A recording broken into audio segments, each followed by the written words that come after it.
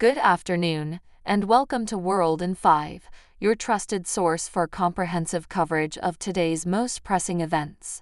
Much of the Philippine capital remained submerged on Thursday after Typhoon Gaemi intensified torrential monsoon rains, trapping thousands in rising floodwaters and causing widespread devastation. We have Shelby reporting on this. Philippine authorities reported during a disaster relief briefing that continuous heavy rains, severe flooding, and landslides killed at least 13 people and displaced more than 600,000. The typhoon, known locally as Karina, did not make landfall in the Philippines, but its powerful outer bands dumped over 300 millimeters, 12 inches of rain in the Manila region and parts of Luzon, leading officials to declare a state of calamity in the capital on Wednesday and evacuate tens of thousands of residents. Videos and images from Manila show people wading through chest-deep water, some clinging to overhead power lines as major roads turned into rivers. Families with children wrapped in towels or plastic ponchos huddled together on dinghies as disaster response teams rescued them from flooded homes. In Metro Manila, home to 13 million people, some areas reported floodwaters as high as one-story buildings. The official Philippine news agency noted that some residents were spotted waiting for rescue on rooftops. Back to you, John. Thanks for that update. Trash-laden balloons from North Korea were found on the grounds of South Korea's presidential office compound, officials reported on Wednesday. This incident is part of a series of provocations that have heightened tensions on the Korean peninsula. We have Anthony reporting on this. Since May, more than 3,000 North Korean balloons, often filled with garbage such as cigarette butts, discarded batteries, and manure, have fallen in South Korea.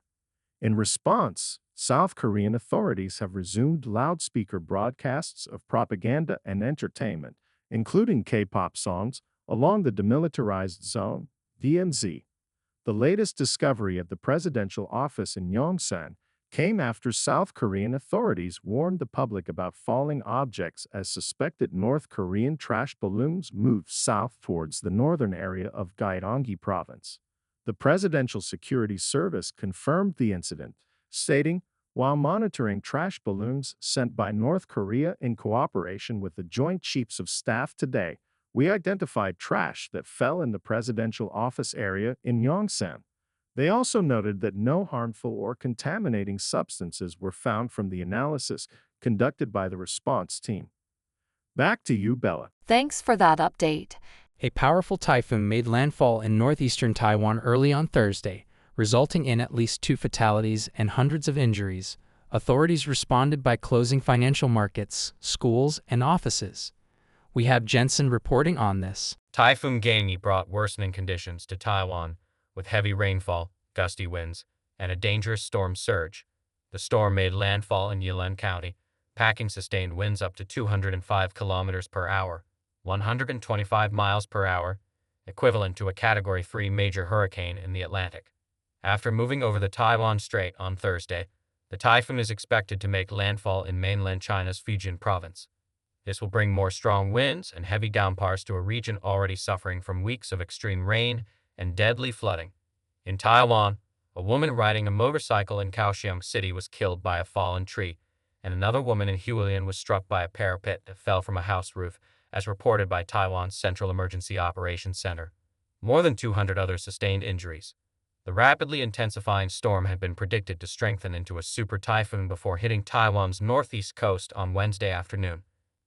Back to you, John. Thanks for that update. Germany's busiest airport suspended flights on Thursday after climate activists glued themselves to the tarmac in a protest against the use of fossil fuels.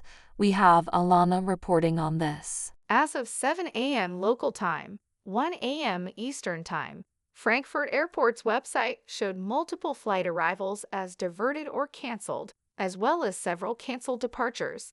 The airport, which served nearly 60 million travelers last year, advised passengers not to travel to the facility for the time being.